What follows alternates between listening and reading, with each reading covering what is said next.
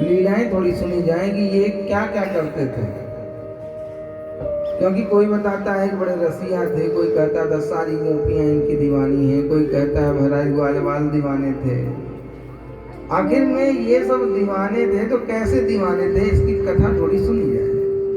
16,108 रानियों की इच्छा हुई। जैसे हर स्त्री की अपने पति के बारे में जानने की इच्छा होती है, हर पति को अपनी पत्नी के बारे में जानने की इच्छा होती है, ऐसे ही 16,108 रानियों का मन हुआ क्यों ना थोड़ा सा कृष्ण कन्हैया लाल के बाल जीवन को जाना जाए।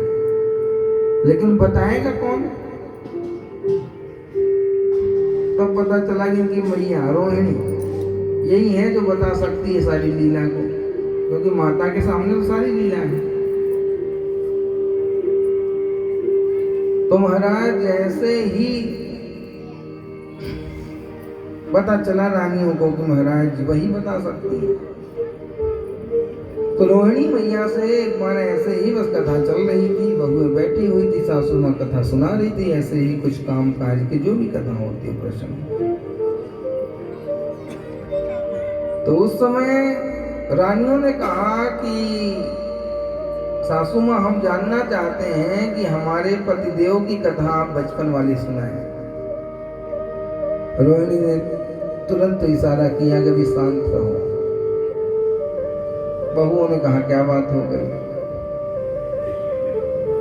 बोले कि देखो उनकी कथा हम तभी सुना सकते हैं जब वो द्वारिका के बाहर कहीं जाएं, और वो अकेले नहीं बलदाऊ भी जाएं, और तुम्हारी ये ननद जो है सुभद्रा भी जब बाहर रहे तब इनकी कथा हम सुना सकते हैं। बोले ऐसा क्या है इस कथा में? बोले अगर ये कथा सुनाने लग जाएंगे तो हमारे लाला का हृदय बिल्कुल द्रवीभूत हो जाएगा और वो यहाँ रह नहीं पाएगा। जो बाल लीला की इसकी कथा है, गोपियों का जो प्रेम है, जो विरह है, नंद यशोदा की कथा है, ग्वाल बालों की कथा है, वो बड़ी मार्मिक कथा है, और उस कथा को सुन करके हमारे लाला रह नहीं पाएंगे। अब बहुएं इंतजार कर रही हैं कब जाएं। और एक दिन ऐसा आया कि महाराज हमारे बलदाऊ और श्री कृष्ण किसी कार्य के हेतु महल से बाहर गए। अब जब बाहर गए महाराज तो सुभद्रा बगल में खड़ी थी, बहुएं बैठी थी, जैसे आप लोग बैठी हैं ऐसे बहुएं लाइन लगा के बैठी हैं, जैसे हम बैठे हैं ऐसे रोहिणी माता बैठी थी। अब बहुओं ने कहा ये दोनों लोग तो चले गए, अब कथा सुनाओ। बोली सुभद्रा ऐसा करो तुम जा करके बेटा बाहर से दरवाजा बंद कर लो, बलदाऊ और श्री कृष्ण अगर आए तो तुम बता देना, तुम्हारी जिम्मेदारी क्या है, रखवाली करना। बोली ठीक है। सुभद्रा गई बाहर से दरवाजा बंद करके, महाराज रखवाली में खड़ी है, और इधर रोहिणी ने महाराज कथा प्रारंभ कर दी। बाल लीला, हमारे ठाकुर की गोपियों के विरह की लीला इत्यादि लीला गाना शुरू कर दिया। अब जब महाराज वियोग की लीला सुनाने लग गई तो सुभद्रा को लगा कि मैया क्या सुना रही है, और मैं बाहर हूं, थोड़ा कान लगा के मैं भी सुन लूं। अब सुभद्रा भी कान लगा के सुनने लग गई, ठाकुर की लीला देख रही है महाराज, सुन रही है, तो उसके आंसू इतने ज्यादा निकलने लग गए, इतने ज्यादा निकलने लग गए कि भूल गई कि मैं खड़ी किसकी।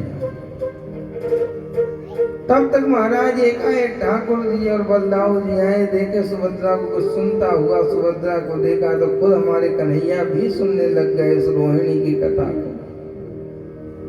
अब जब बचपन की कथा हमारे ठाकुर ने सुनी तो आज इतने वियोग में आ गए, ठाकुर अपने आप को भूल गए, और इतना आज रुदन करने लग गए, इतना रुदन करने लग गए महाराज कि धीरे धीरे करके उनका शरीर आज महाराज गलने लग गया। देखा बलदाऊ ने कि अरे ये कन्हैया तुम्हें हो क्या रहा है। कन्हैया को जैसे स्पर्श किया दाऊ ने, आज दाऊ भी वियोग में आ गए, रोने लग गए। अभी तक तो अकेले कन्हैया के अंग गलने लगे, लेकिन अब बलदाऊ के भी अंग महाराज गलने लग गए। सुभद्रा ने देखा हमारे भाई हमारे साथ रो रहे हैं, उसने देखा, स्पर्श किया, वो भी महाराज आज रुदन करते करते करते करते शरीर गलने लग गया। इतना अश्रुपात होने लग गया, इतना अश्रुपात होने लग गया जिसकी कोई सीमा नहीं थी। उधर नारद ने देखा कि महाराज अगर कन्हैया इसी तरह थोड़ी देर और रोते रह गए तो इनका शरीर ही खत्म हो जाएगा, यानी अभी सारी लीला खत्म हो जाएगी। देखा महाराज क्यों आज शरीर गल रहा है, हमारे ठाकुर का क्यों रो रहे हैं। देखा तो रोहिणी उनके बचपन की कथा, गोपियों की कथा, कृष्ण नंद यशोदा की कथा गा रही हैं, जिसके कारण हमारे कन्हैया बिल्कुल वियोग में आ गए हैं।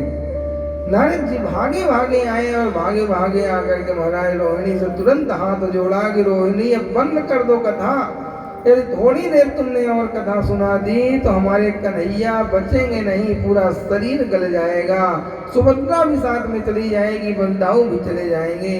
जैसे मैया ने सुना महाराज कन्हैया बलदाऊ, तुरंत महाराज उन्होंने आज कथा को रोकी।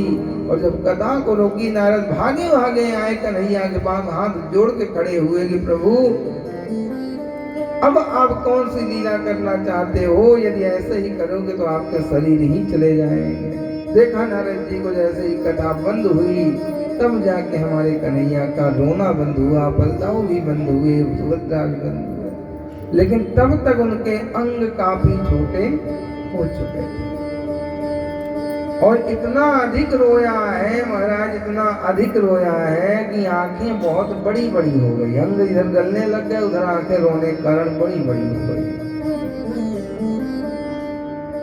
इसी कारण हमारे जगन्नाथ महाराज बड़े छोटे से स्वरूप में दिखाई देते हैं, आंखें उनकी बड़ी बड़ी दिखाई देती हैं। तो खाने का सबसे ज्यादा सुख अगर प्राप्त करते हैं ठाकुर तो जगन्नाथ महाराज ने। बोलो जगन्नाथ महाराज की जय, बलभद्र भैया जय। तो इसलिए अगर जगन्नाथ नहीं जा पाते हो तो जगन्नाथ जगन्नाथ चिल्ला दोगे तो भगवान सुन लेंगे। और आज परमात्मा की अभिन्न लीलाएं परमात्मा करके दिखाएंगे।